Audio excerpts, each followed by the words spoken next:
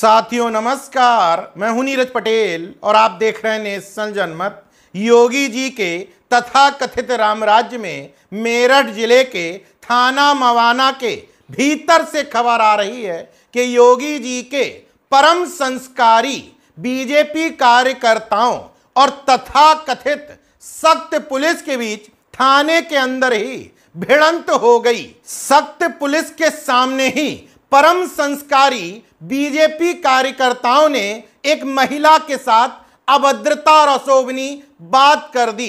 Police वालों ने ऐतराज दर्ज कराया तो मीडिया रिपोर्ट्स बताती हैं कि पुलिस वालों से ही बीजेपी कार्यकर्ता भिड़ गए। अब एक तरफ परम संस्कारी बीजेपी के कार्यकर्ता थे, दूसरी तरफ सख्त पुलिस थी। लेकिन राम राज्य में पुलिस को सख्त हिदायत है कि सख्ती और नरमी जाति और धर्म देखकर ही बरतनी है। क्योंकि ये बीजेपी के कार्यकर्ता थे, इसलिए पुलिस की सख्ती गायब हो गई तो बीजेपी कार्यकर्ताओं ने पुलिस वालों पर ही हमला कर दिया। लेकिन जब बीजेपी कार्यकर्ताओं ने अति कर दी तो थाना मवाना की पुलिस ने तमाम बीजेपी कार्यकर्ताओं को लॉकअप में डाल दिया। इसके बाद बीजेपी नेताओं ने घरों से महिलाओं को बुला लिया। महिलाओं ने पुलिस पर दबाव बनाया कि अगर बीजेपी कार्यकर्ता नहीं छोड़े गए तो हम पुलिस पर बदसलूकी का आरोप लगाते हुए यहीं धरने पर बैठ जाएंगे और सुबह बाजार भी नहीं खुलने देंगे। दबाव में आई योगी जी की सख्त पुलिस को रात में तकरीबन 2:30 बजे थाने के भीतर घुसकर गुंडई करने वाले, पुलिस और महिलाओं से अभद्रता करने वाले बीजेपी कार्यकर्ताओं को छोड़ना पड़ा। अब मामला विस्तार से समझ लीजिए। मेरठ में एक थाना पड़ता है मवाना। उस थाना क्षेत्र में गुड़ मंडी में एक शिव मंदिर पड़ता है।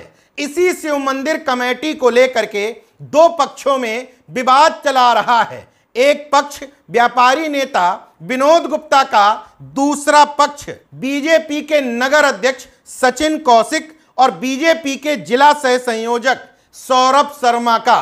दरअसल विनोद गुप्ता ने आला अधिकारियों से यह शिकायत दर्ज कराई थी कि बीजेपी नेता होने की आड़ में सौरभ शर्मा मंदिर के आसपास लगने वाले ठेली पटरी और रेहड़ी वालों से पैसा वसूलते हैं। सोचिए, बीजेपी के परम संस्कारी कार्यकर्ता धर्म के नाम पर मंदिर के बाहर गरीब रेहड़ी पटरी वालों से भी पैसे की वसूली करते हैं। और जब व्यापारी नेता विनोद गुप्ता ने इस पर विरोध दर्ज कराया तो शिव मंदिर के पास भाजपाइयों ने विनोद गुप्ता को घेर लिया। इस बात की शिकायत करने जब वो थाने में जाते हैं तो पीछे पीछे बीजेपी के कार्यकर्ता भी पहुंच जाते हैं और थाने के भीतर ही बवाल और हो हंगामा शुरू कर देते हैं।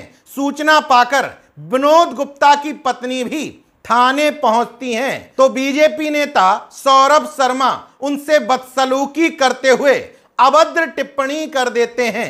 इस बात पर बवाल बढ़ता है। पुलिस बीच में रोक टोक करती है तो पुलिस वालों पर ही हमला कर देते हैं। पुलिस जब कुछ बीजेपी कार्यकर्ताओं को लॉकअप में डालती है तो फिर से महिलाओं को आगे करके पुलिस कर्मियों के खिलाफ आरोप लगने शुरू हो जाते हैं और योगी जी की सख्त पुलिस बीजेपी के छुटवैये नेताओं और कार्यकर्ताओं के सामने नरम नजर आने लगती है। मजबूरन इस हाई वोल्टेज ड्रामे के बीच में पुलिस पर हमला करने वाले, थाने में हंगामा करने वाले, महिलाओं से बदसलूकी करने वाले बीजेपी के परम संस्कारी कार्यकर्ताओं को पुलिस को छोड़ना पड़ता है। अब इस पूरे मामले पर पुलिस इज्जत बचाती दिख रही है। कह रही है मामला मंदिर कमेटी में दो पक्षों के बीच विवाद का है। लेकिन स्थानीय मीडिया से आ रही खबरें स्पष्ट बताती हैं कि पुलिस वालों से बीजेपी के इन छुटवैये कार्यकर्ताओं ने बदसलूकी और बदतमीजी की है। बहरहाल जब इस राम राज्य में बीजेपी के ही विधायक को एक ठाकुर समाज का वकील सरेआम पीट देता है, वीडियो वायरल होता है। इस वकील की पत्नी व्यापारी नेता राजू अग्रवाल को सरेआम पीट देती है। दोनों को एफआईआर दर्ज करवाने में 6 दिन लग जाते हैं। गिरफ्तारी अभी तक नहीं हो पाई, तो फिर राष्ट्रहित में चल रहे इस महायज्ञ में 2-4 पुलिसकर्मियों से अभद्रता हो भी गई तो कौन सी बड़ी बात है। देखते रहिए नेशनल जनमत, जागरूक और सजग बने रहिए। जय विज्ञान, जय संविधान, जय लोकतंत्र। धन्यवाद।